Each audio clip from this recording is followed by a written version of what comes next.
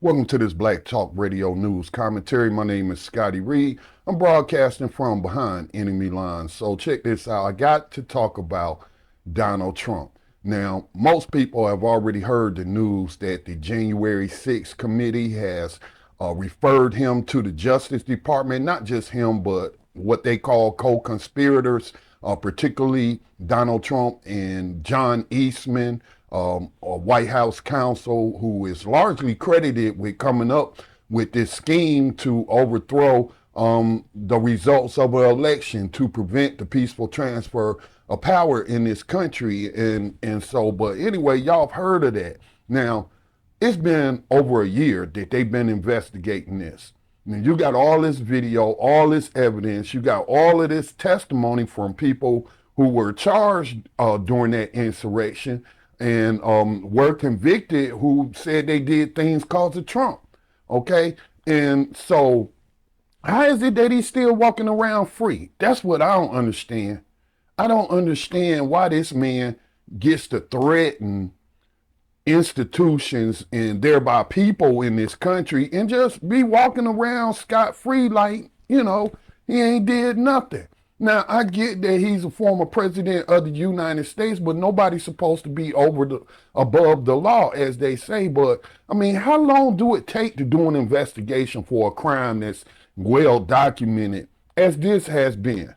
It don't make any sense. And so here he is issuing a fresh round of threats against the FBI. Now, before I go into these recent threats that he made via Truth Social, the alternative to Twitter, I guess, where a lot of right-wingers and white supremacist terrorists go to congregate and share thoughts and spread information.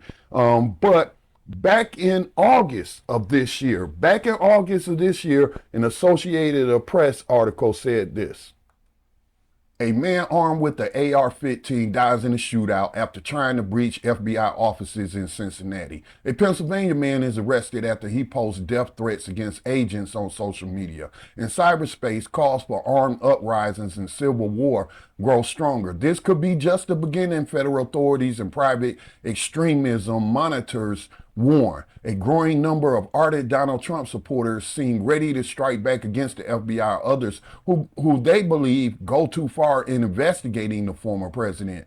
Law enforcement officials across the country are warning and being warned about an increase in threats and the potential for violent attacks on federal agents or buildings in the wake of the FBI's search of Trump's Mar-a-Lago home. Experts who study radicalization and online disinformation, such as Trump's aggressive false claims about a stolen election, note that the recent increase was sparked by a legal search of Trump's Florida home. What might happen in the event of arrests or indictments?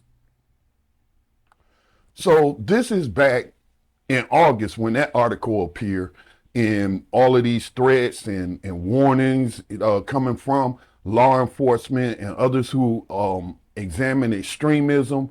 And, this is certainly a problem. But now, they've shown their propensity for violence going all the way back to January 6th, obviously. But then with these recent attacks, the Associated Press reported on back in August. But now here's Trump taking the Truth Social to post more threats. 3 days ago, Trump posted on Truth Social, "Our country is sick inside, very much like a person dying of cancer. The crooked FBI, the so-called Department of Justice and Intelligence, all parts of the Democrat Party and system, is the cancer. These weaponized thugs and tyrants must be dealt with, or our once great and beautiful country will die." Now, Trump supporters on Truth Social, as the Huffington Post reports, responded by blasting the FBI as the Gestapo and members of organized crime, which could put agents' lives in jeopardy among Trump acolytes. So that's the most recent thing pot that Trump has been stirring. Now, listen, I'm not on here to defend the FBI or their reputation as being Gestapo-like, because certainly historically they have been that. It's particularly once it was created under J. Edgar Hoover, and then how he used it to crush Black Power movements, civil rights movements to attack members of that, leaders of that, to crush any left-wing organizations, and I mean, just totally corrupt. There are people still in prison today who are political prisoners because of the FBI. And then there was the recent film that came out based on true history here in the United States, and that is Judas and the Black Messiah, which is about the assassination of Chairman Fred Hampton of the Illinois Black Panther Party chapter, I'm sorry. And so they were carrying out assassinations all throughout the United States. The localized police departments had a green light to kill these people. And so they were defending themselves, you know, when they were being attacked and having to kill some of these officers. So you don't have to tell me about the corrupt roots of the FBI, but we're talking apples and oranges here.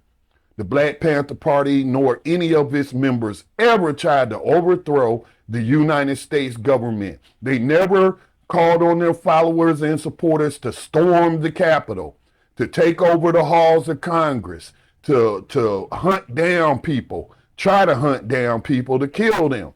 They never engaged in such wanton violence like that. Never. But yet they got locked up for what? J. Edgar Hoover said they were the greatest threat to domestic security, and I'm paraphrasing, because they was meeting the needs of the people. They were feeding people. They were having political classes. They had all these survival programs.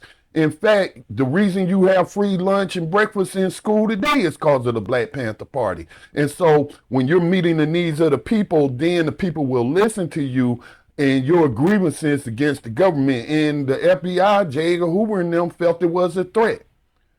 Okay? And so they did what they did. It's known as COINTELPRO.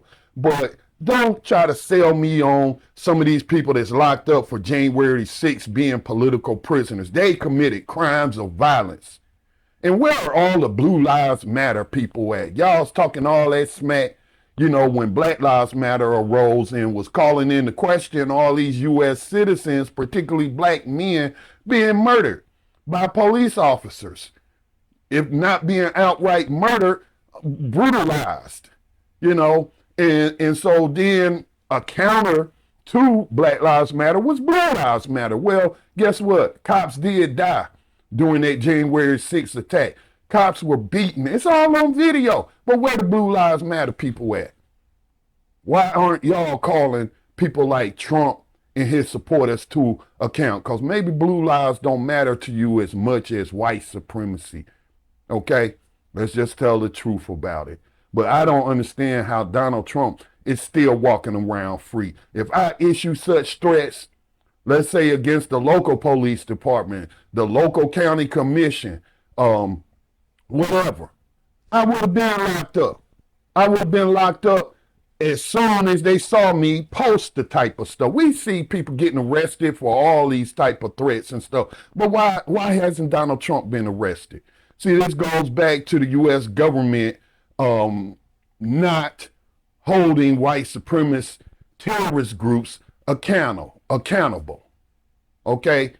We haven't had a president like President Grant, who destroyed the Klan and fought for equal rights for everyone, you know, signed the first civil rights bill. And look, listen, there are no grants and stuff since him.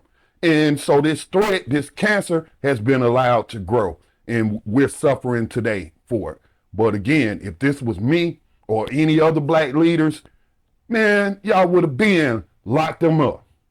All right, with that said, peace and blessings to all. Please continue to support the production of independent media, particularly that of black voices, because nobody can tell our stories the way we can tell our stories, and nobody can give the perspective like we can give our own perspective. Again, peace and blessings to all.